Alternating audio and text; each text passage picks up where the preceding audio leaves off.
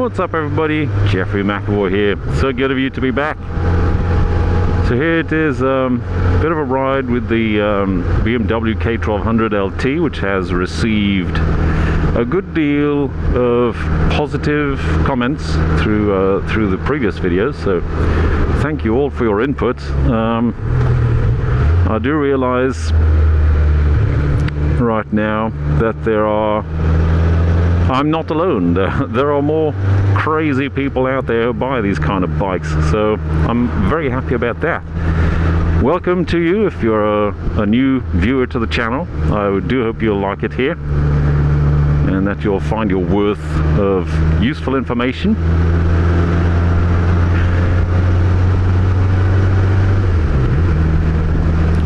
It's true that this bike is dreadfully heavy on a standstill, like for maneuvering and everything, but so far so good on the windy sections. It's obviously not very agile, but in sweepy corners like this, seems like it does the trick.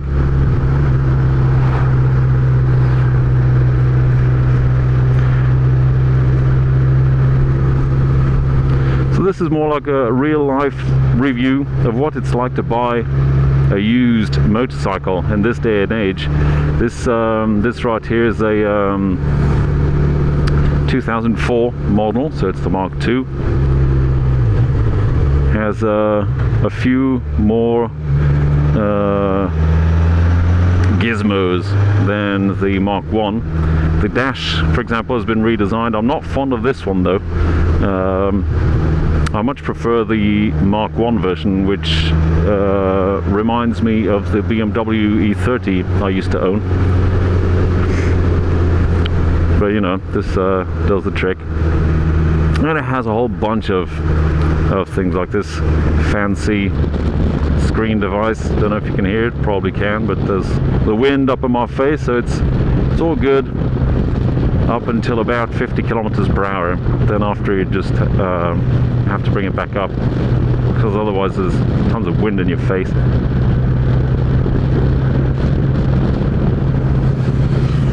Gives good protection enough. It's got heated grips, heated seat. It's got the radio with the CD player. The CD device thing is actually in here. You can just stick a CD in there. Can't do it for now for copyright reasons, and I don't have a CD burner, so I can't put copyright-free music on it yet. There is apparently a mod where you can add an auxiliary input, so you can plug your phone in, for example. That is something that I would be willing to do. And yeah, the more I look at this bike, the longer the to-do list is getting. So this is a 2004 model, as I said. It has the updated engine with 116, I believe, brake horsepower. Never have enough power. This thing has mounds of torque, of course. If you're familiar with the K-series motorcycles, you will know this for sure.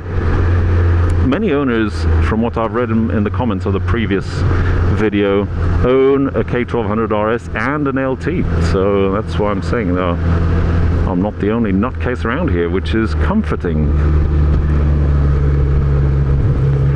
There are plenty of interesting features in this bike. It's quite high tech, and come to think of it, back in the early 2000s when this bike was new, it would have been bought by somebody who earns a decent living, able to do with the upkeep of this motorbike.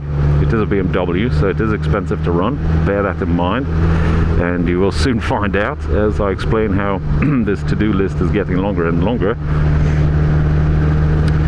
Starting by the screen, for example, see it's all scratched, and that's really, really annoying. My vision is slightly blurred, so it's mildly dangerous. I have tried in a corner up here to go at it with a heat gun. Didn't work. Wow, I'm in fifth. Wow, this is so smooth, full of torque. I tried polishing this end here to no avail. So It is an expensive part, so let me know in the comments if there is a technique that you know of to get rid of this milkiness on the screen. That's one of the things that needs doing. Pardon me. With that, I'm still in 5th gear. Still haven't replaced the clutch. That's one of the major things that needs doing on this bike.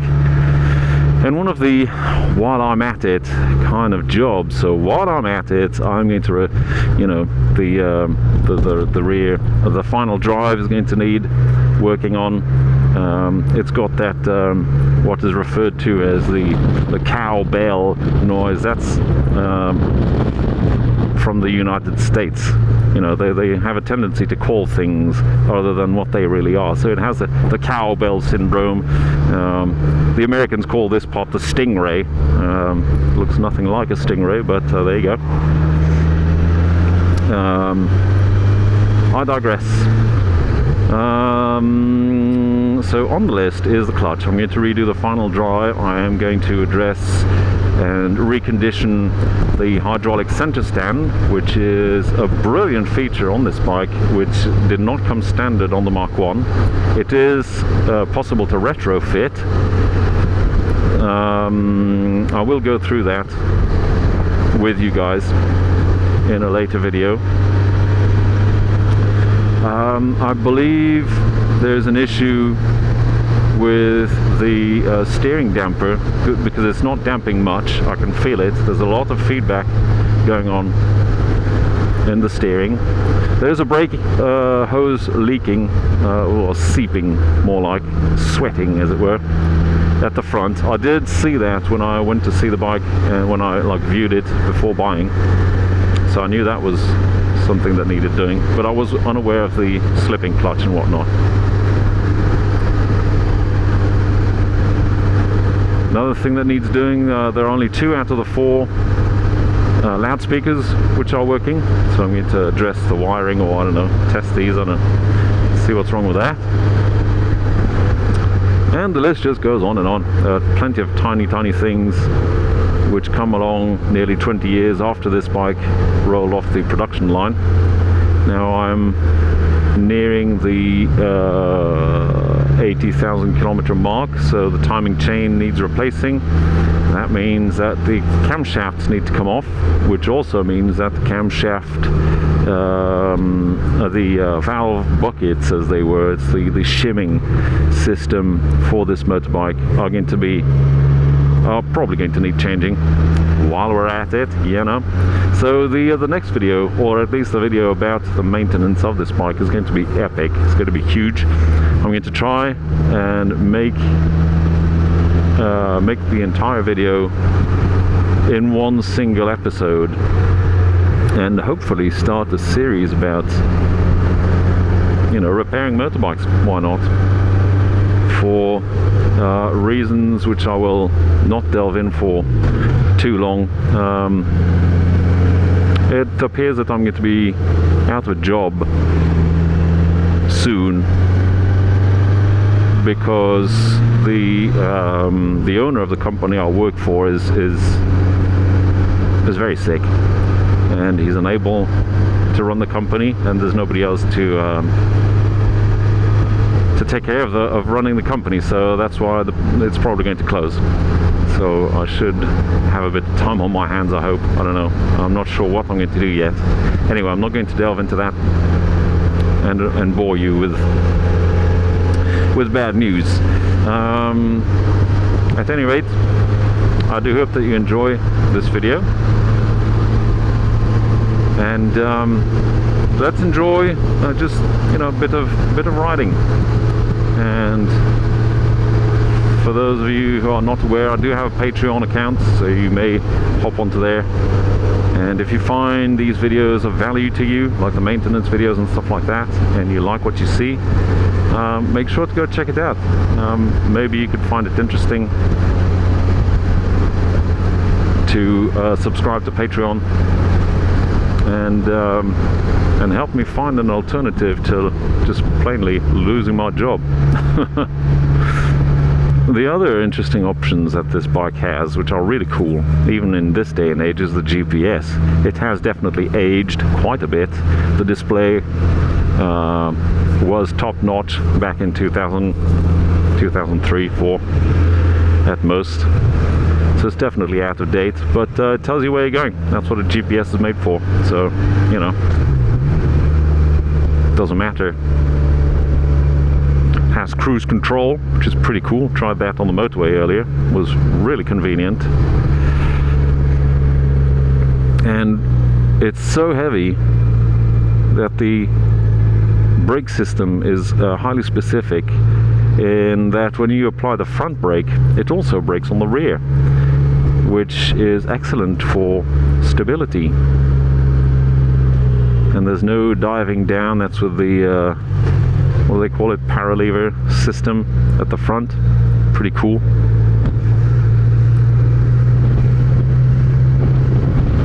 So yeah, it's nice. It's like riding a bus pretty much, but very comfortable bus.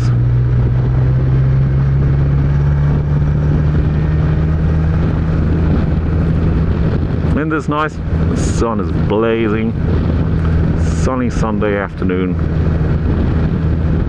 Out for a ride on the Behemoth. Still have to find a name for this project. Behemoth is a little generic, mind you.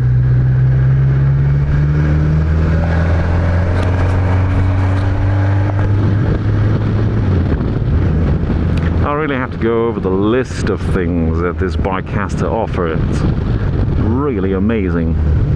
Have a 5-speed gearbox instead of 6, but the gears are much taller as this is a touring bike, which makes sense. Got this electric screen, which is nifty. As you see, when you're over 50 kilometers per hour, it does help to keep the wind out of your face. It's got cruise control, it's got sat nav, it's got a radio, CD player. And when you apply the front brake, it also brakes at the rear, so that's excellent for stability.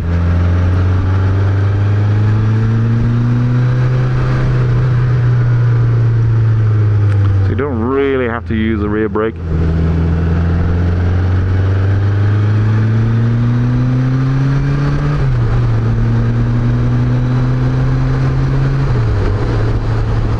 Here's usually where I'd give it the beans with the K1200 RS, but no use doing that with such a heavy bike and a slipping clutch.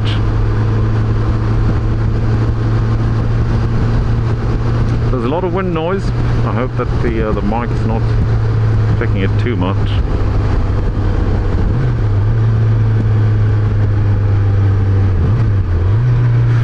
This bike is extremely comfortable.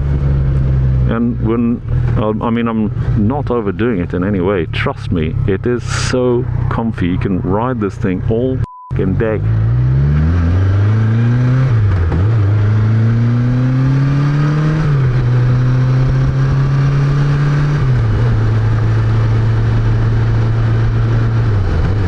I'm only barely feathering the throttle. This thing really goes for such a big bike. I'm surprised. Was not really too sure what to expect, but it's pretty decent for such a heavy bike. Obviously the way to ride it is very different than that of a sports bike. Sort of lean into a bend and sort of heave your way around.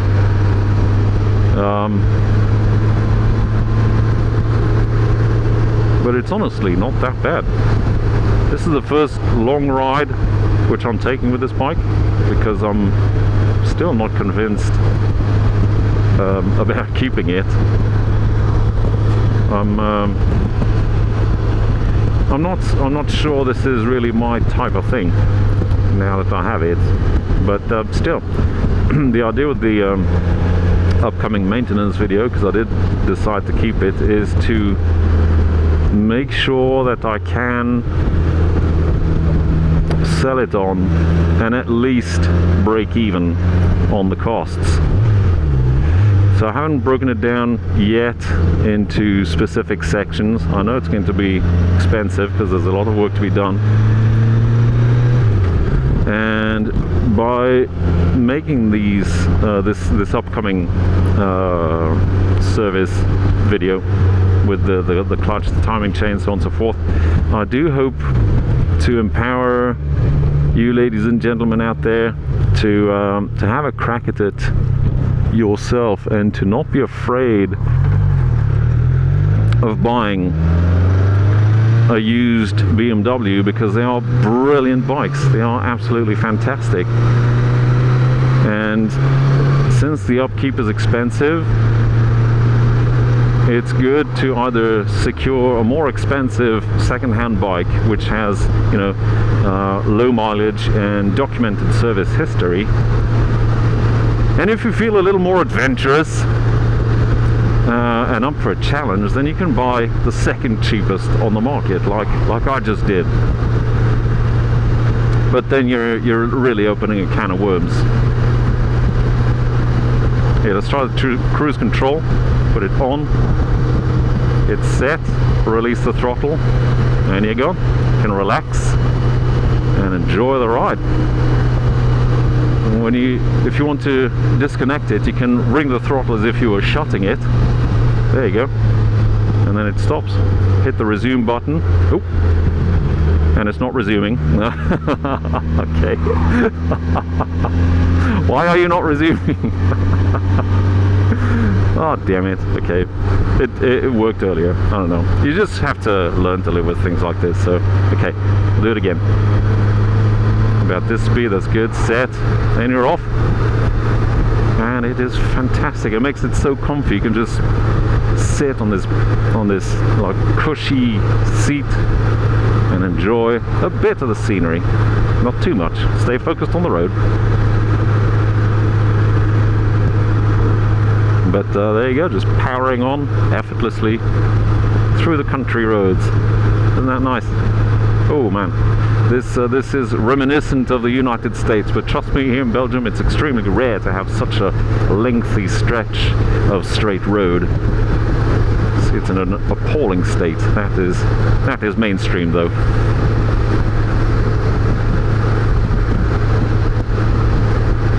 So as with a car, when you apply the brakes, there you go, the cruise control disconnects.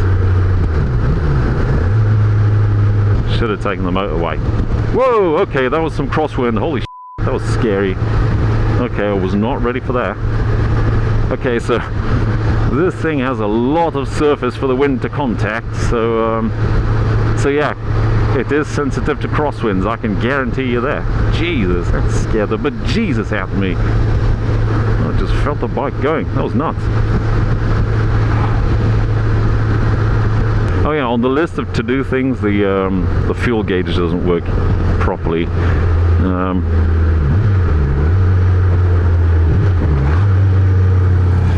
Now I know that when these bikes get tipped over, there is an issue with the fuel canister, like it's a fuel vapor collector, as it were, and that tends to get clogged up with fuel or something, and the fuel, I don't know, there's something up with that. So that's one of the hundreds of things I'm going to have to do on this bike, is to sort out the fuel reading, because I have no idea where I'm at. I topped it off before leaving this morning, but no idea, absolutely no idea where I'm at right now. Okay, so we're arriving in town, can dip this thing down.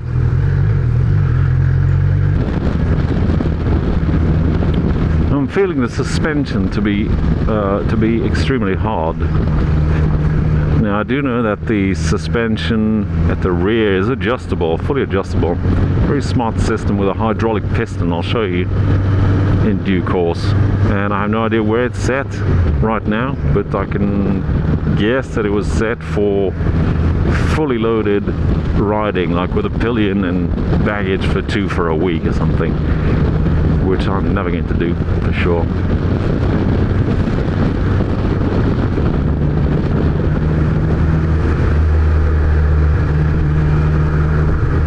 You know, this screen thing, I really thought it was a gimmick, but it's actually very useful, since I can't see very well through it right now.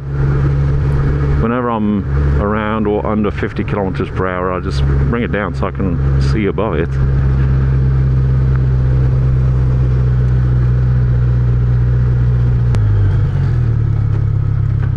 Oh boy, we're coming to a stop. Oh geez. Okay, now it's heavy. Oh, now it's not.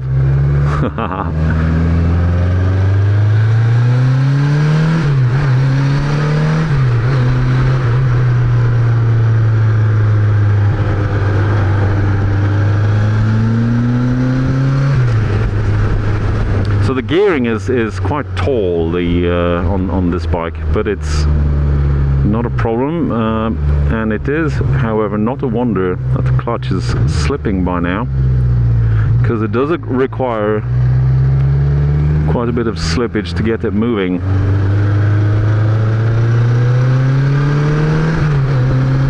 I'm really only feathering the throttle right now.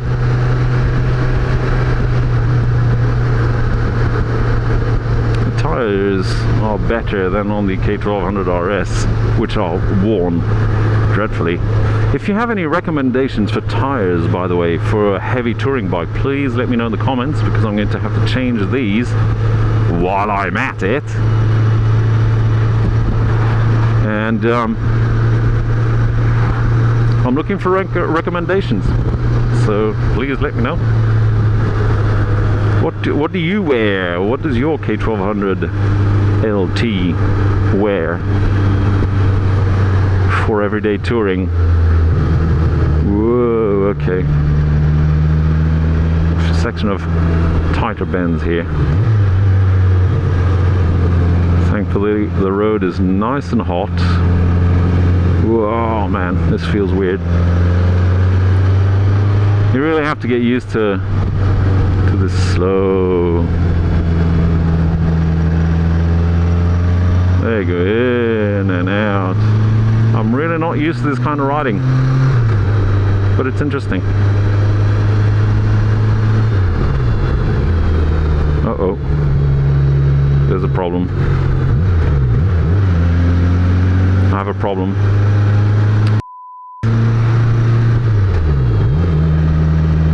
I have a problem. The brakes are binding. There's something weird going on.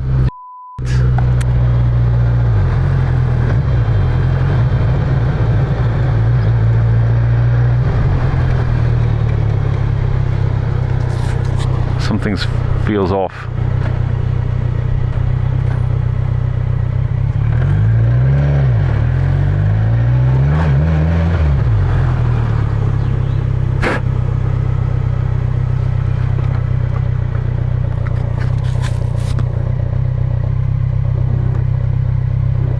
Yeah, brakes are sticking.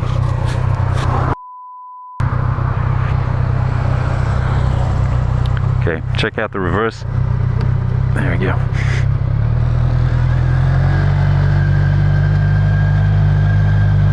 Put my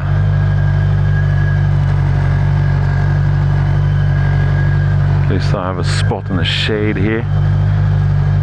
There we go, just walking along in reverse. Put it on the center stand and see what's wrong.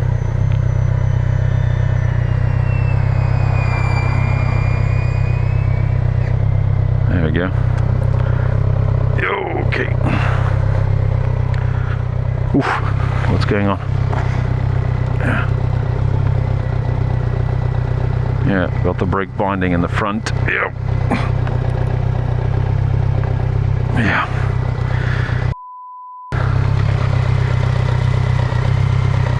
Yeah, that's not looking good.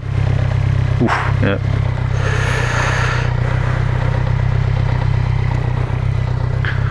Okay, how about at the rear? Oh, the rear is okay. So it's binding at the front.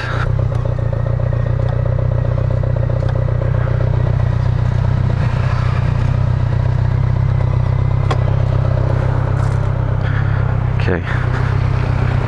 Yeah, just, oh wow, yeah. Okay. Damn it. Okay. Ow. Okay, wow. Ah, man. Okay. So the front brakes are completely shot.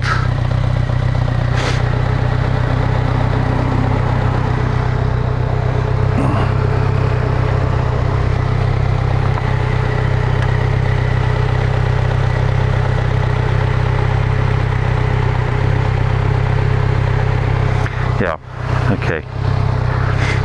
How am I going to take care of this? Yeah. The front brakes are sticking. This one is seized. I'm so far from home right now. Okay. Okay.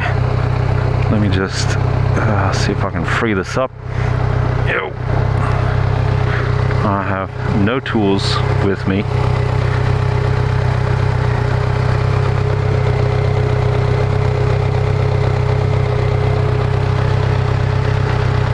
Okay.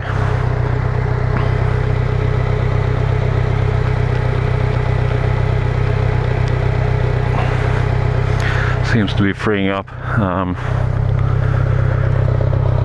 Damn it. Okay. Well, this is me over and out. I'm done.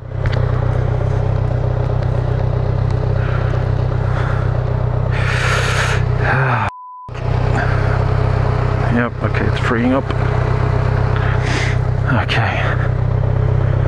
Right.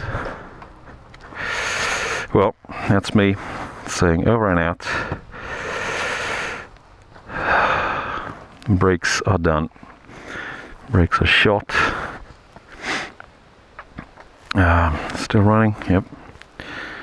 So the front brake is binding dreadfully.